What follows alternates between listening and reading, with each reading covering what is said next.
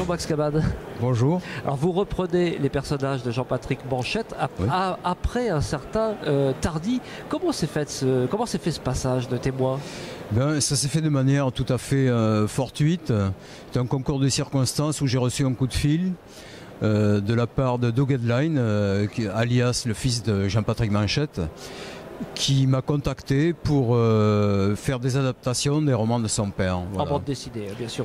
En bande dessinée, oui, voilà, oui, bien sûr. Je suis auteur de bande dessinée. Voilà, oui, je ne l'ai pas dit au départ, mais pour les deux ou je trois ne sais faire que ça. Pour les 2 ou 3 personnes qui ne vous connaîtraient pas. Alors là, il s'agit de Fatal, ce roman qui s'appelle Fatal. Est-ce que vous pouvez nous le résumer en quelques mots?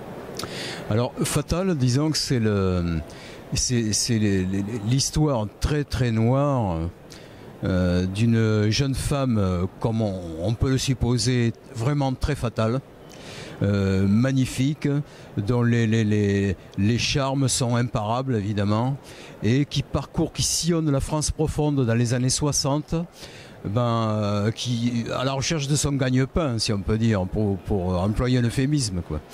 Elle va comme ça à la rencontre la plupart du temps des gens dont on dit qu'ils sont importants dans leur localité, sur leur territoire, qui ont un rôle souvent politique, disons des édiles la plupart du temps, voire de grands industriels.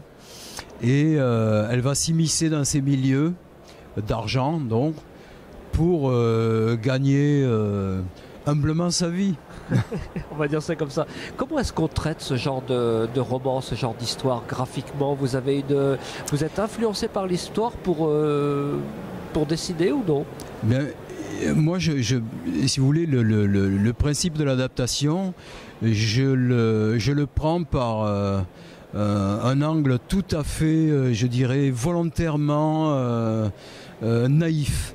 C'est-à-dire, j'essaie de me mettre dans la situation d'un lecteur lambda qui prend les émotions comme elles viennent au fur et à mesure, littéralement, au fur et à mesure de la lecture. C'est-à-dire, je prends des notes de lecteur, si vous voulez. De la même manière que certains lecteurs sont armés d'un crayon tout en lisant et ils annotent leur lecture finalement. Je procède de la même manière, de façon à restituer vraiment au plus près de l'émotion, de l'intensité de l'émotion, d'une façon naïve encore une fois, quoi. Voilà. Voilà, c'est ma manière de faire. Je n'aime pas du tout, finalement, je ne veux pas dire par là que ceux qui le font font du mauvais travail, mais je n'aime pas du tout rajouter un surcroît d'ego sur l'ego de quelqu'un que j'admire déjà, oui, quoi. Je trouve que c'est superfétatoire, je trouve que c'est des choses qui alourdissent, ou alors en tout cas qui sont pas de mise, parce que finalement la plupart du temps, lorsqu'on décide d'adapter un auteur en littérature, c'est parce qu'on l'admire. Pas toujours. Il y a des auteurs, par exemple dans le cinéma, Georges-Henri Clouzot, il y arrivait, j'ai lu que Clouzot, il lui arrivait de racheter les droits d'un auteur, non pas parce qu'il l'admirait, mais parce que l'idée était intéressante, par exemple.